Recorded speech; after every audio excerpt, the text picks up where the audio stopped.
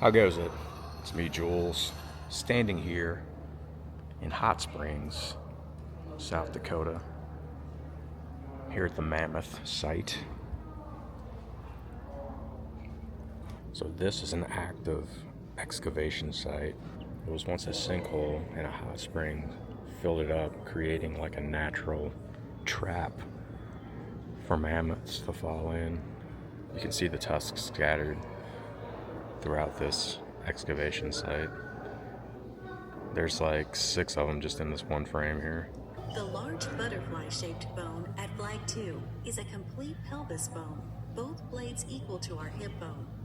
Paleontologists have found that one can measure the pelvis to determine the gender of the animal, male or female. Turns out all the mammoth in this excavation site are male. Also, the position of that hip bone would have been 25 feet below the water surface back then. So 4 and 5 are skulls. This is the Columbian mammoth skull. And that's the woolly mammoth skull. Here's a good look at the sediment layers stacked on top of each other over the years. This is like half of a skeletal structure of a mammoth. You can see his like hip bone on top, and the leg extends down. There's the kneecap, the corner there. As these plates erode through chewing, they become the ideal shears for grinding up grasses and sedges, which paleontologists determined make up the majority of their diet. You can see all the tusks. They're like, I've counted like 20 tusks just right here in this one area. I just read that one of the reasons all these tusks are in one spot is because they can be easily removed from the skull and like float into one direction. So they may have just all piled up in one area. Now we've seen one of these out in like Missouri, the short-faced bear. These things were massive. This is what it may have looked like back then. This is how the short-faced bear measures up to more modern-looking bear. That's a short-faced bear, polar bear. So you have the short-faced bear is extinct, but they did find a short-faced skull at this site, July of 1983. Is this the skull? You can compare the different bear skulls here. That's cave bear, Kodiak bear, brown bear. This is the polar bear skull, which is the biggest. The more modern bears, black bear.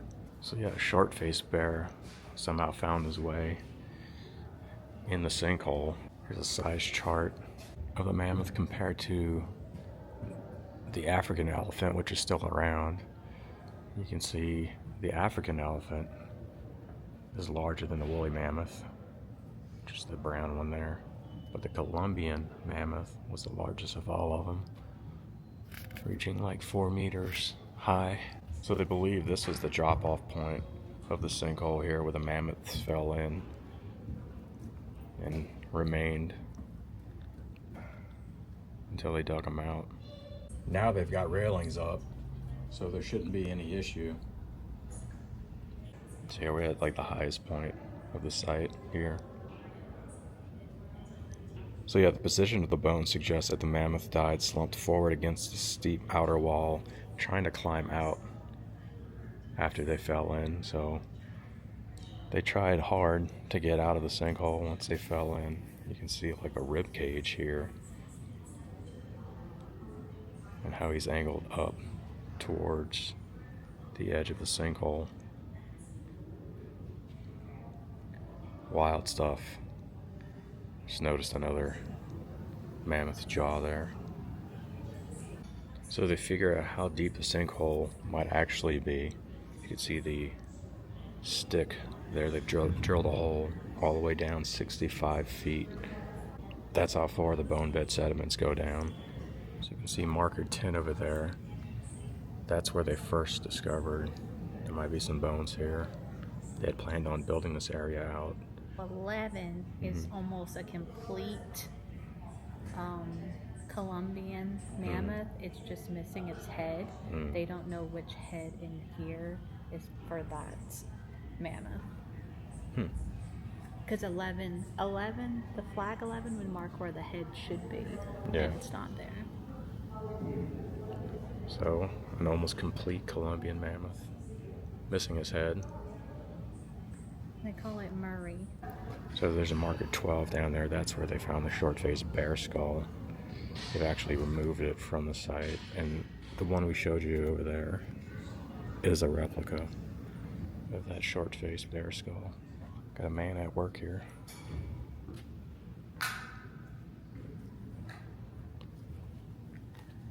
Gives you the best view of the overall breadth and depth of the sinkhole deposit. Look down into the excavation pit to see the numerous pieces of skeleton scattered about. Between flags 17 and flag 13 is the most complete Columbian mammoth skeleton found so far. And based on the measurements of his teeth, he is also the oldest at approximately 47. This skeleton is nicknamed Napoleon, and nearby at flag 14 is one of the most well-known preserved skulls found to date, with another one just upslope.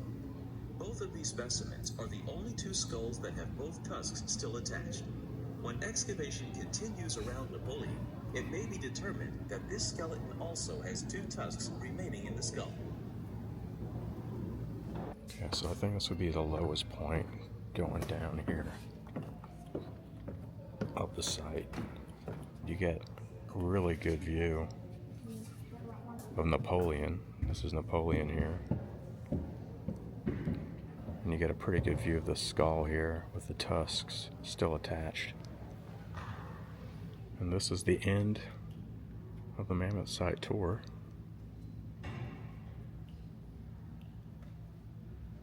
Very cool stuff. We've got another museum here just beyond the excavation site.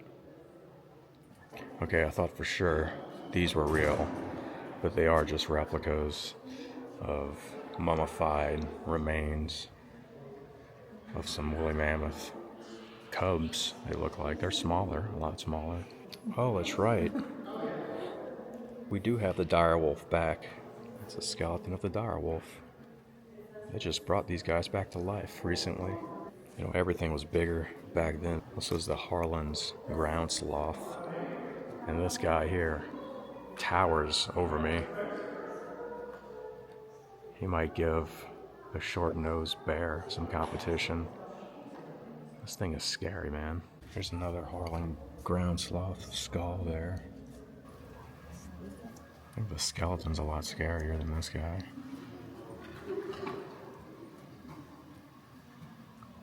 And here's what a prehistoric armadillo would have looked like. You can see compared to, was that a lion there? There's a skull. And that concludes the Mammoth site tour. There you can see the Columbian mammoth there in the background. So this is our first day in Custer. We'll be staying here the next 5 days. We'll be visiting Mount Rushmore and Crazy Horse Memorial in a couple of days. Today we're just kind of exploring the outskirts of Custer. The Mammoth site was about 30 minutes from our place. And on the way back, we're gonna hit up Wind Cave. Stopped here in downtown Hot Springs. Walked into the Second Chances shop, found me some cool comics here. There's a waterfall just down the way here. I'm gonna go check it out. We can walk right up to it. There's like a small creek that runs like parallel to the downtown area here in Hot Springs. And that leads you straight to the waterfall, which is just up the way. Here it is.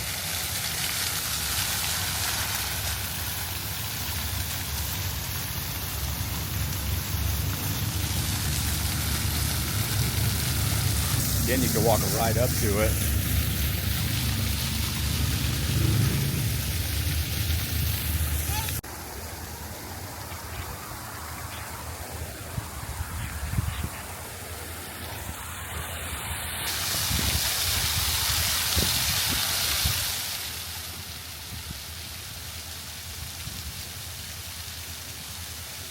Standing here in the splash zone.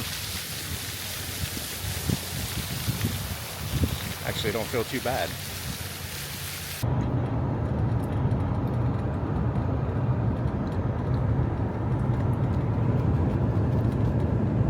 So it's worth noting, if you want to do one of these cave tours, especially at the national parks, come very early. They're all booked up for today, so we won't be doing a cave tour.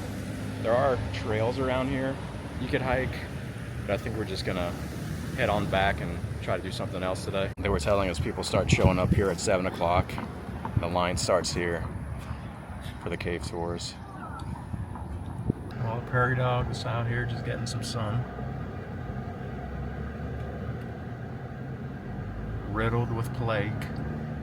I just turned off towards Custer State Park. This here plain is called Prairie Dog Town. You can probably see all the little prairie dogs scurrying about back here. Try to zoom in on this little guy right here. There he is.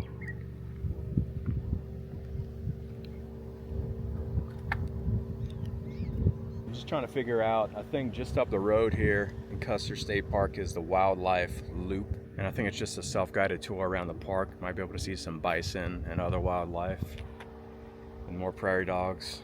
Millions of these guys out here. At every turn, this guy's staring into my soul. Probably can't even see him. So we may have seen some pronghorn antelope back there. Wasn't sure what that was. You know, it seemed too small to be elk. Come up on this one-lane bridge here. Okay, I think we're in the clear. You can fit 2 small vehicles on here.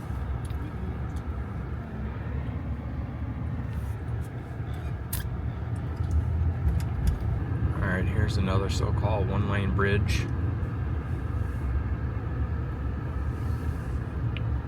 And back under the bridge.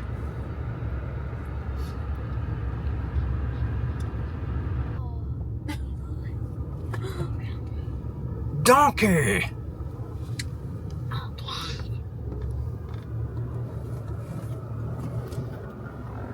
There's our first wildlife find here. It's a burro. Just a burro. There's several burro in the road out here. Don't pet the donkey, dude. Oh God, he's staring at me. Why is he staring at me? Oh my God, he's gonna get me! Oh my God, he's gonna get me! You gotcha. That's probably gonna be it. It's probably all we're gonna see. Are not native. They are descendants from the herd that once hauled visitors to the top of Black Peak. Mom. The burros were released into the park. They're just not having it. We're here at the Bison Center to learn about the bison. Now this has always boggled the mind. Is it buffalo or bison? Buffalo originates from the French word for beef, le boeuf. While bison comes from its scientific name, bison. So there you go. It's the same animal. Calves sometimes lose their moms and they have to call them.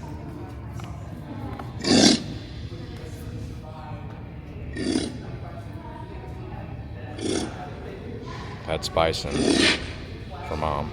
So we can go ahead and buy a bison online and have it shipped. Will they ship it to Louisiana? They've shipped 1 to 49 bison to Louisiana already. I've got the front yard for it. I think I can do it. Here's all the information you need to know about the buffalo roundup and auction. They auction the buffalo off to maintain the herd. The park has been rounding up bison since the mid-1920s. So this has been going on for a long time. I would never have to cut my grass again if I had a bison. There's a pronghorn antelope all by himself. I think that's the closest we're gonna get to some bison. Out there in the distance. There's a herd of them. Take it back. There's a bunch of them here. Well, that's a whole lot of buffalo. You can see their babies too. They got a couple of babies out there.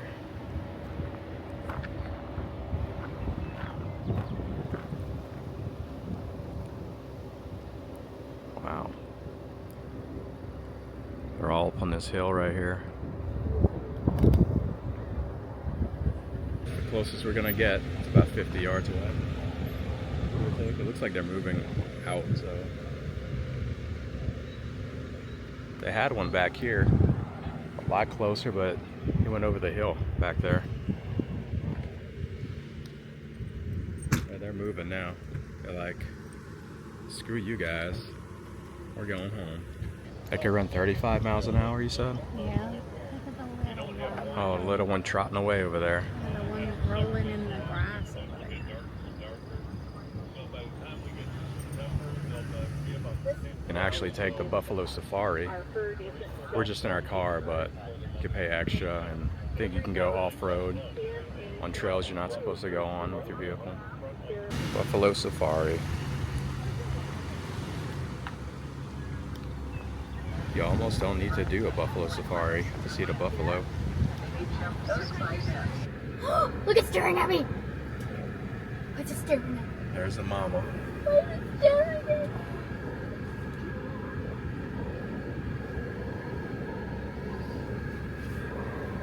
Alright, we've completed the wildlife loop. Got to see a few critters out there. Got to see some pretty cool things today. Mammoth site. Got to see some bison or buffalo, whichever you prefer.